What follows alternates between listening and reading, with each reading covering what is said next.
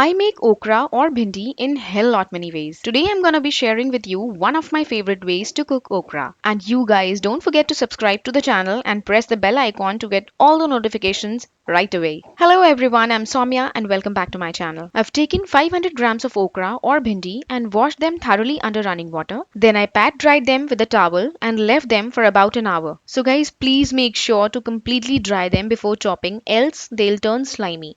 So once bhindi is absolutely dry, cut them into nice round shape like this. I've also taken one tomato and cut it into chunks like this. Also don't forget to de-seed the tomato before chopping. Similarly, I chopped one onion in the same fashion, cut it into square or triangular chunks.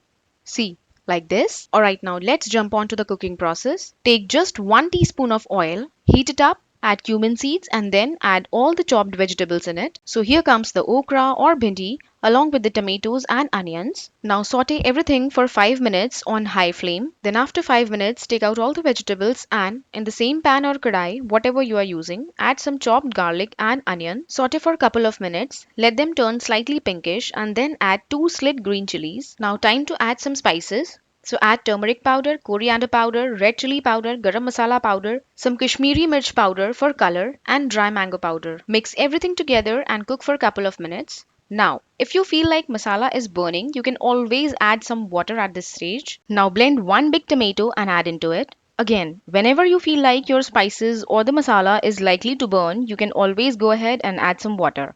Now let it cook properly and once it comes together, that means your masala is done. See, like this. Now add 2 tablespoons of curd or plain yogurt to the masala. Mix it and then add in all the sauteed vegetables. There we go. Also add some salt and mix everything together. Then simmer the gas, place the lid and let it cook for around 10 minutes. After 10 minutes, bhindi will be all set to be served. Add 1 teaspoon of yogurt or curd followed by some garam masala and cilantro or coriander leaves. Enjoy this with some roti, paratha, tortillas or rice. So if you like the recipe, please give a thumbs up and subscribe to the channel. Take care. Bye bye.